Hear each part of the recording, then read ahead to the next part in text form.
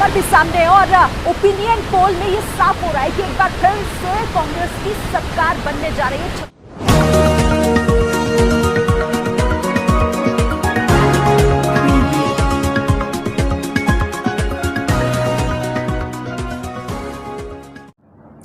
Bharatiya Janata party जगह जगह विधानसभा चुनाव के लिए जोरों शोरों से तैयारी कर रही है।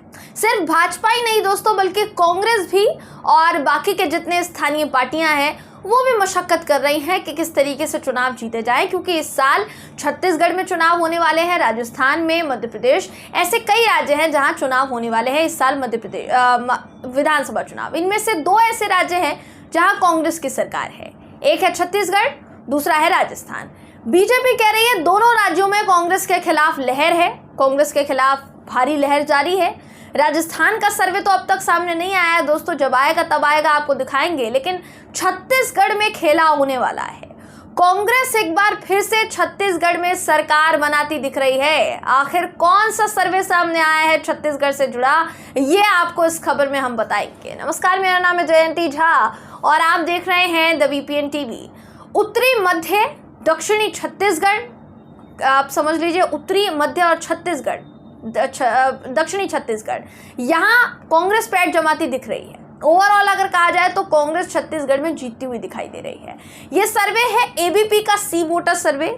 चुनाव में अभी समय बाकी है, लेकिन समय से पहले जो सर्वे सामने आया है उसने बीजेपी की नींदें उड़ा दी है दोस्तों। अब बिना देर के देखिए इसके आंकड़े जो सामने आए हैं वो हम आपको बता देते हैं ताकि आपको पूरा मामला समझ में आ जाए। सबसे पहले दक्षिण छत्तीसगढ़ की बात करते हैं। कांग्रेस को 48% वोट मिल रहे हैं, बीजेपी को 37%, बाकी के खाते में भी कुछ वोट जा रहे हैं। उत्तर छत्तीसगढ़ की बात करेंगे, बीजेपी को 44%, कांग्रेस को 43% वोट।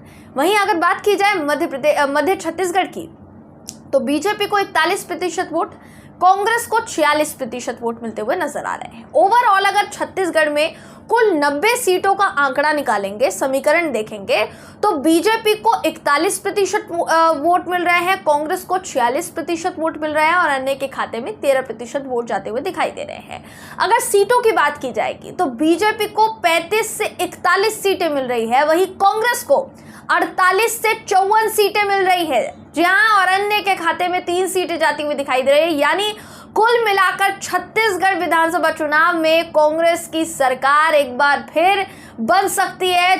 विधानसभा चुनाव के नतीजों के बाद कांग्रेस को एक राहत मिल सकती है। वहीं छत्तीसगढ़ दोस्तों, ये वही छत्तीसगढ़ है जहां मोदी जी, शाह जी अपनी किस्मत आजमाने में लगे हुए हैं ताकि छत्तीसगढ़ को पुल्हाया जा सके। लेकिन ये कितना संभव होगा, कितना कारगर होगा, ये देखने वाली बात होगी।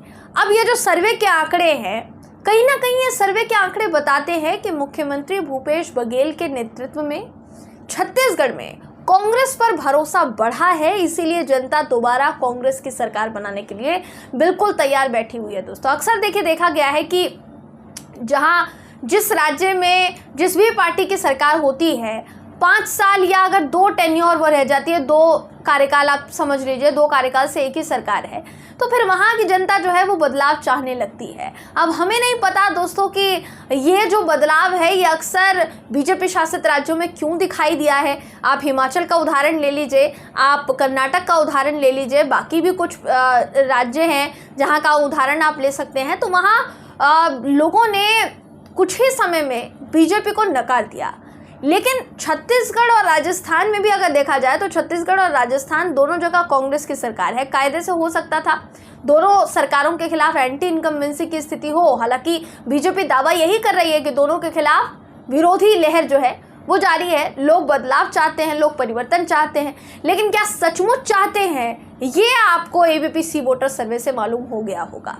क्योंकि ABP का सी वोटर सर्वे कर्नाटक को लेकर भी आया था दोस्तों, वहाँ जो कहा गया था वो भी सच साबित हुआ।